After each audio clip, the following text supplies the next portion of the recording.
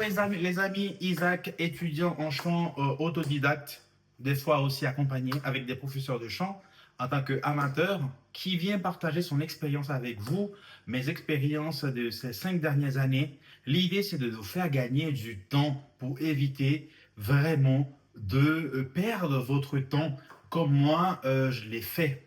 Donc, je vous explique rapidement mon parcours. Moi, j'étais en vacances à Medellín.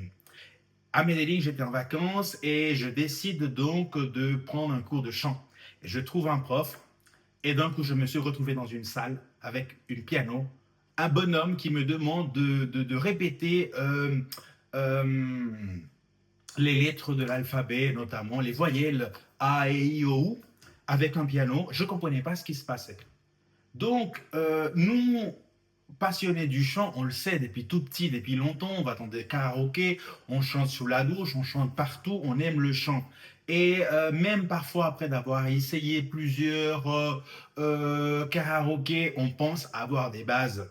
Mais on ignore complètement que chanter, bien sûr qu'il peut y avoir des personnes que naturellement ils chantent déjà très bien, mais il y a une technique, il y a un savoir-faire. On apprend les maths, on apprend à écrire, on apprend plein de choses, mais on ignore. Moi-même, passionné de plein d'autres choses, où j'ai consacré du temps dans mon adolescence et j'ai rarement pris le temps parce que pour moi, chanter, c'était simplement de mettre de la musique, chanter par-dessus et voilà, je chante devant les amis. Ça, c'est sympa, ça va un moment.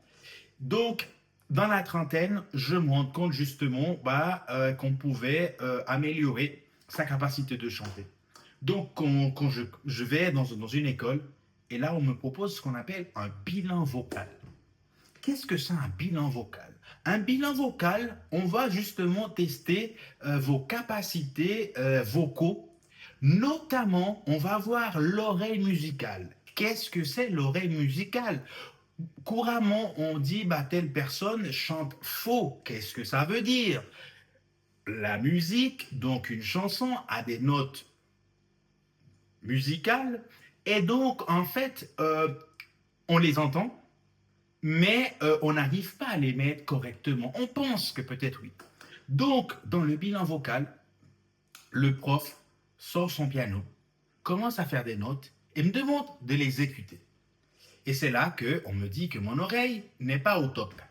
Je ne comprends pas ce que c'est. Je le prends comme un challenge et je commence à travailler depuis 2020 jusqu'à aujourd'hui. Je ne me suis pas arrêté.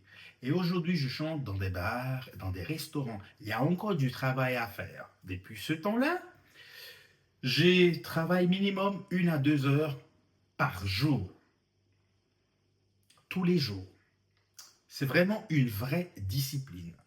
Donc vous, l'idée, ce que je vous invite, vous aimez le chant.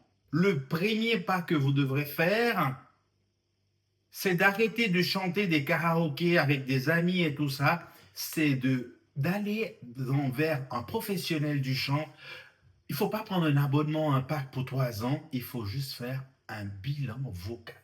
Le bilan vocal, à quoi ça va vous servir? Eh bien, quand on fait une maison, on fait le plan, la structure. Hein? Quand on lit un livre, il y a une table de matière. Donc on a besoin d'un plan, on a besoin d'une carte pour savoir où est-ce qu'on va.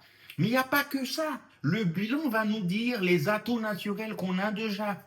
On a une voix qui se porte. Il y a des gens qui parlent fort sans vouloir parce que leur voix se projette. On a des personnes, on va dire des hommes que naturellement, ils peuvent aller autant dans les graves, parler oh, hola, ¿qué tal? Mais aussi peut aller dans les aigus.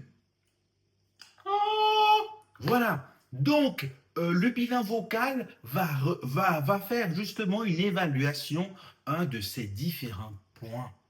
Et à partir de là, on saura comment commencer à travailler. Donc les amis, je vous invite vraiment à aller faire un bilan, ce sorte de diagnostic. C'est vraiment la base pour vous lancer à chanter. Donc sur cette chaîne que je viens de créer, je vais continuer à vous partager des astuces, expliquer mon évolution en chant, les différents chemins que j'ai pris pour pouvoir donc avancer. Merci beaucoup. et à très bientôt. N'hésitez pas à vous abonner.